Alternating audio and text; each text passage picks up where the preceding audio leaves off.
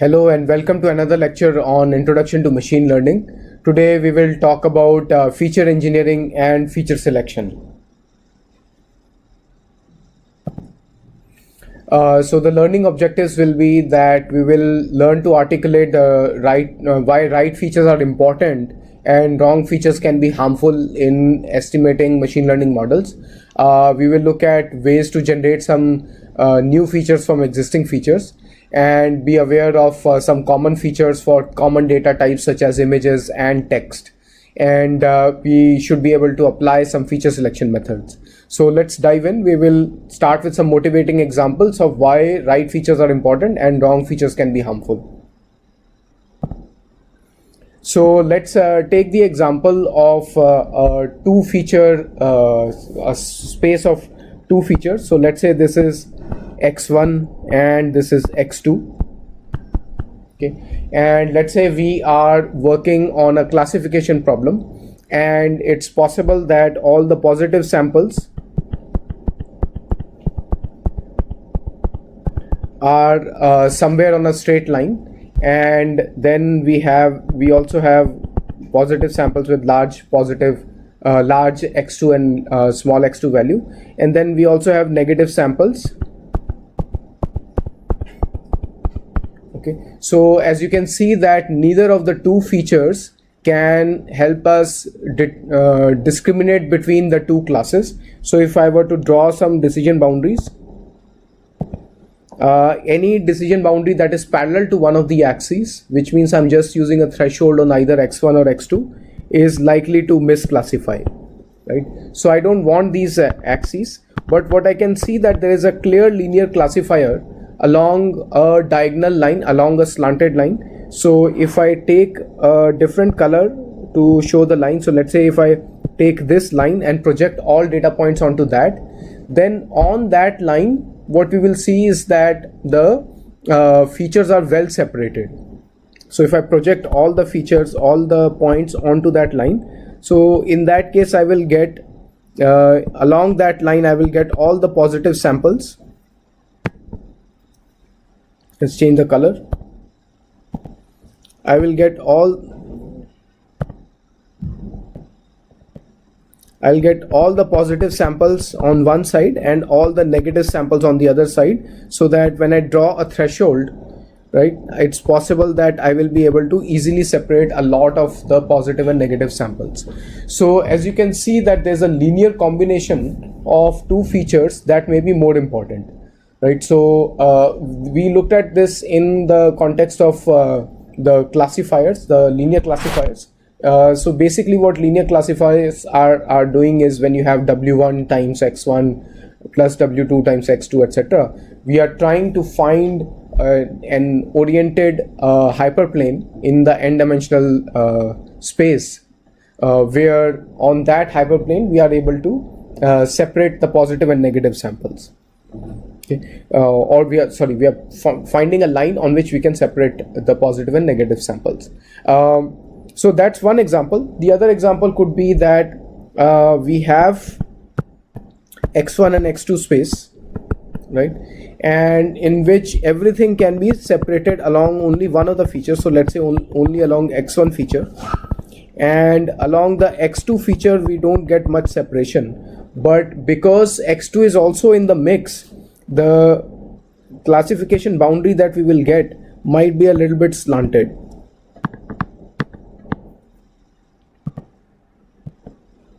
That means it takes into account x2. It's not the classification boundary is not parallel to the x2 axis. So in that case x2 can be thought of as a confounder, and sometimes it can lead to classification results that are not very good. So in such cases, if we eliminate x2 feature, it might actually lead to a more robust classifier when we are looking at test samples that are not from this training subset. So in general, if we look at a graph of number of features,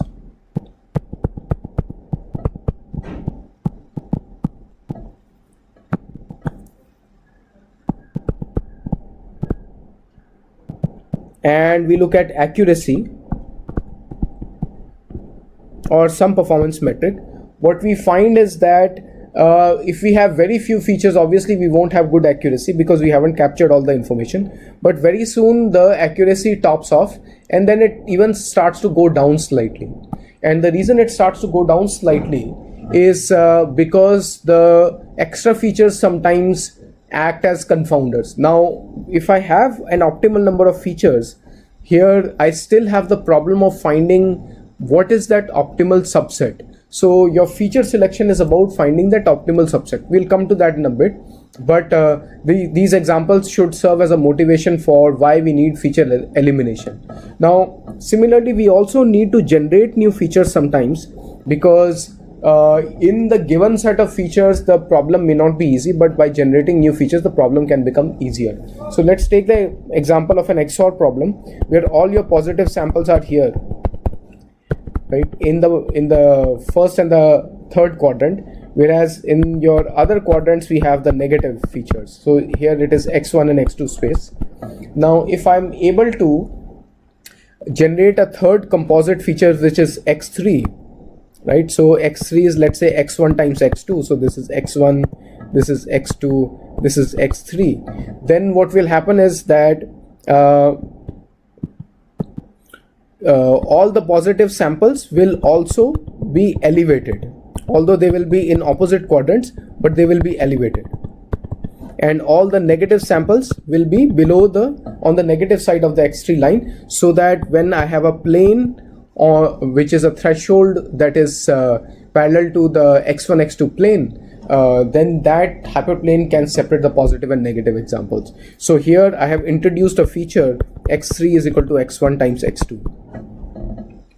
So with a new feature, I am able to separate the points better. Another example is that, let's say, if we had all the positive points concentrated closer to the origin and negative points that are away from the origin, then I can introduce another variable x3, which is x1 square plus x2 square. So then I will basically introduce this variable x3 where all the points will be in the lower values of, all the positive points will be in the lower values of x3 and all the negative points will be on the higher value of x3, and then I can again use a hyperplane linear classifier to classify between the positive and negative samples. So all these point to a careful selection of features, a careful crafting of features, and having the domain knowledge to figure out which features are likely to discriminate between different classes or are likely to give you good regression results. So now let's dive in with some more examples. So some specific feature transformations that we can start with. The simplest ones that take one feature at a time into account are these straightforward univariate transformations, such as power of x, log of x, and exponential of x. So basically what these are doing is, now let's say this is your original variable x, and this is my, so let's call it x hat. This is my transform variable x hat, right? So there is a mapping between the two. If I take x to the power p, then I can get different kinds of curves for different values of p. So for example, if p is greater than 1, then, let's assume that all of these are all the x's lie in the positive range. X belongs to, let's say x belongs to r plus. Then I can have something like this when p is greater than 1, and I can get something like this when p is less than 1. Okay, so what I'm doing is I am taking a larger range of x and mapping it onto a smaller range of x for p greater than 1, and I'm doing the opposite when I'm using p when I'm using p less than 1. Okay, and I will show you in a bit what that actually accomplishes, but let's first look at some other ones. Another popular transformation is a log transformation, and basically what we are doing in log transformation is, if you have x here and x hat here, it's basically another monotonic transformation, that is mapping an exponential distribution into an exponential variable. It is compressing it into a linear range. On the other hand, the exponential transformation is doing something opposite, where if this is x hat and this is x, it is doing the opposite of what log is doing. Okay. So now let's look at why we do these transformations.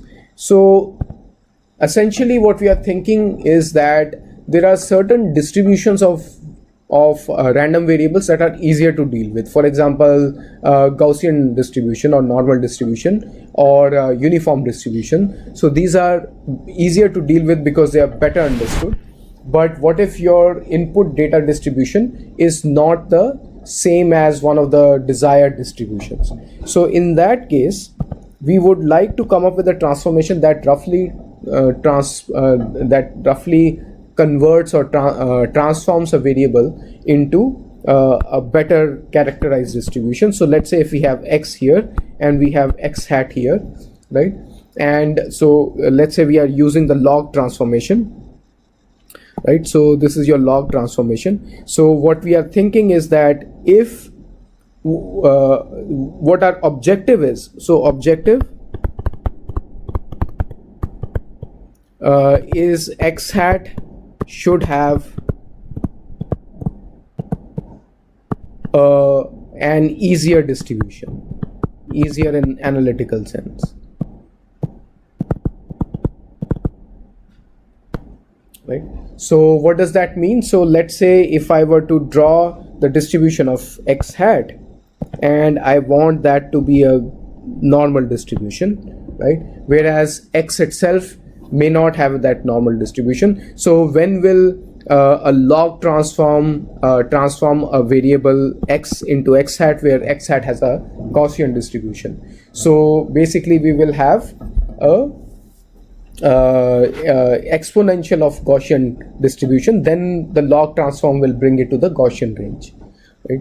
So to visualize that, basically your x hat is going to be it will have a very large tail.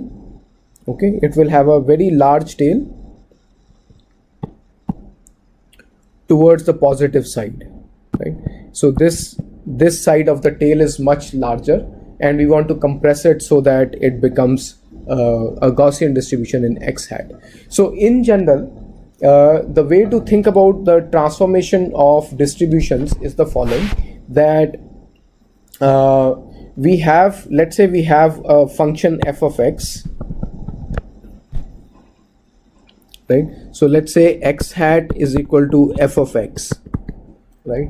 And we have some distribution p of x. So let's first start with let's first define an inverse distribution. So we assume that x and x hat have a monotonic relationship, so which means that now we can invert it, right? So we will call this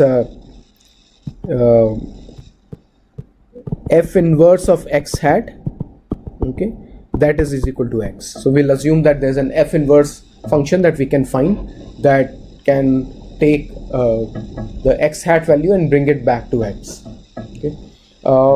So now what we will define is the distribution. Let's say if the distribution of x is p of x, okay, and the distribution of x hat is q of x hat, then what is the relationship between the two, right? So q of x hat, okay, is going to be a function of is going to be the p of this f inverse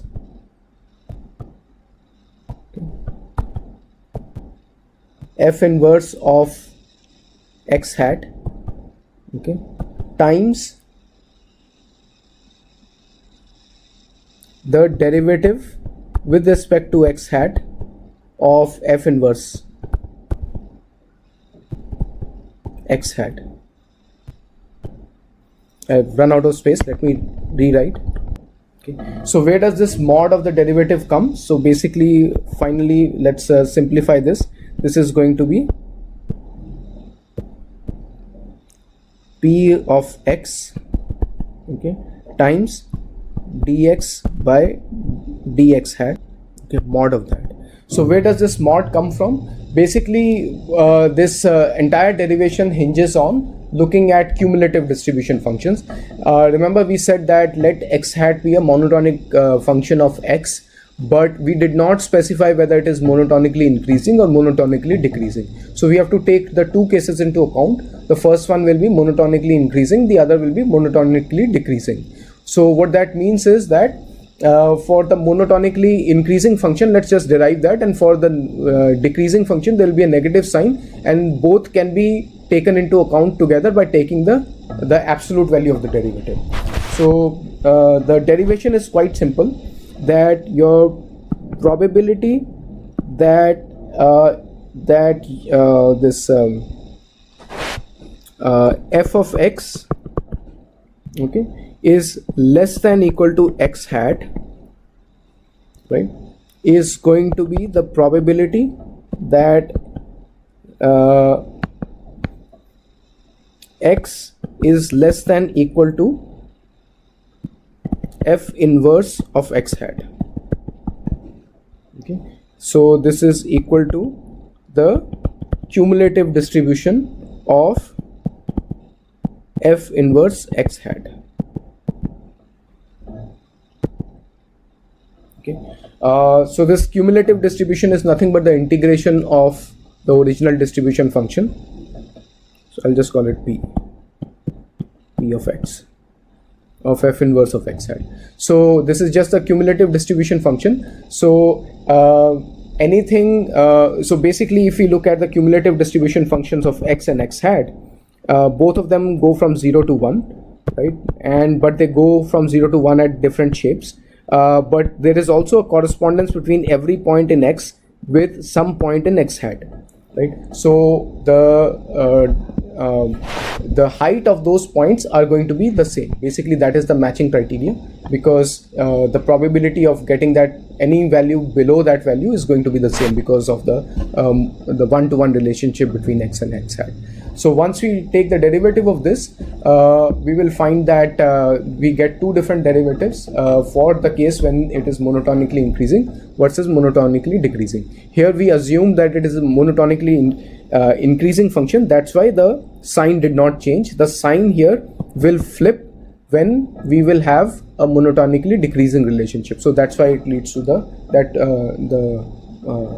absolute value.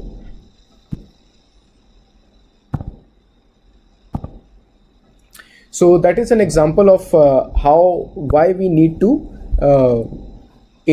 sometimes transform single variables. Another example would be, let's say our distribution of x is such that it's of this shape and we want to convert it into something that is roughly Gaussian, right?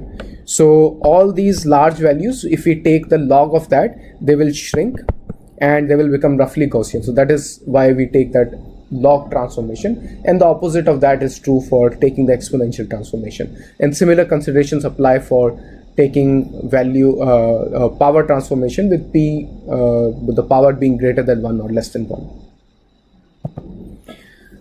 Another place where it is essential to have new variables is when one of the actual features that we measure is a discrete variable. So for example, let's say we have a variable which is fruit, right? So for example, let's say we want to predict whether the person is healthy or not, and we analyze what kind of fruits they eat on a daily basis, or which is the fruit that they eat most often, and it is one of these four variables. It is either apple or oranges or bananas or grapes, right? And then there are some other variables such as how much of it they eat, and what other things they eat, like protein and carbs and fat and etc. So now with these, so let's say they eat only one of these fruit, then we are given this feature about their food habits in a discrete variable, and that discrete variable can take one of four values. Now these discrete variables are not, they don't lend themselves to mathematics, mathematical analysis or programmatic analysis.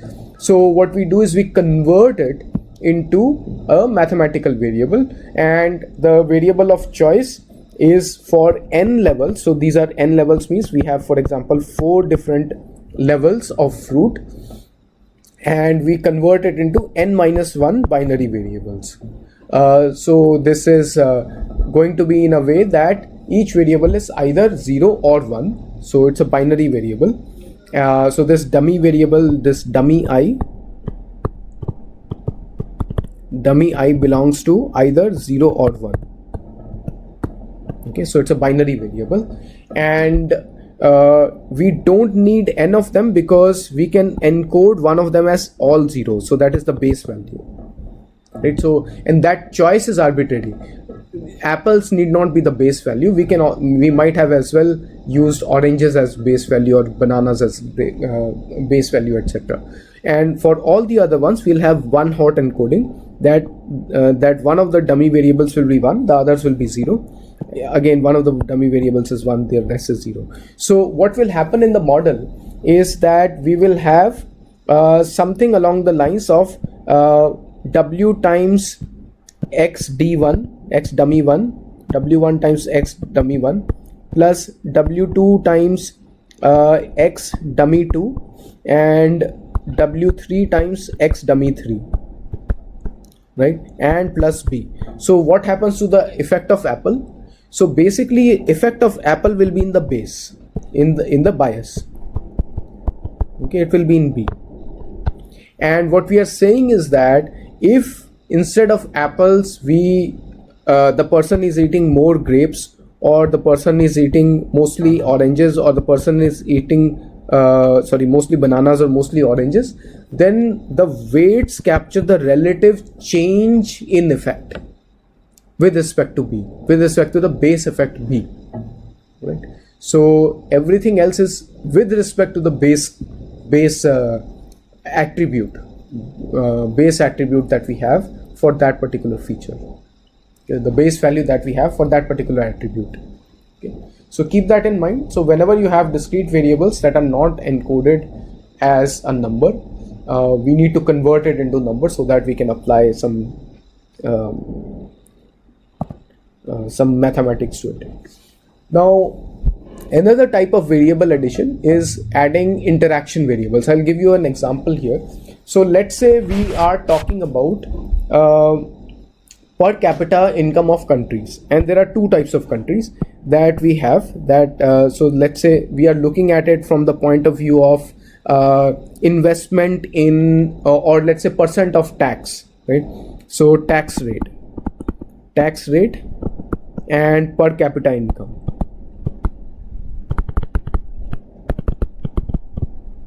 Okay, and let's say we have 2 different types of countries. We have socialist countries and we have capitalist countries.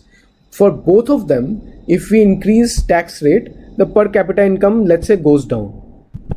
Okay, but for just the socialist countries, we have a graph like this, whereas for the capitalist countries, let's say the graph is like this. Nothing about a political statement, just making some graphs. Okay, so one of them is capitalist, and let's say the other are socialist. Okay, and let's say these are the graphs that we would get if we were to analyze them separately. But instead, if we analyze them together, then what will happen?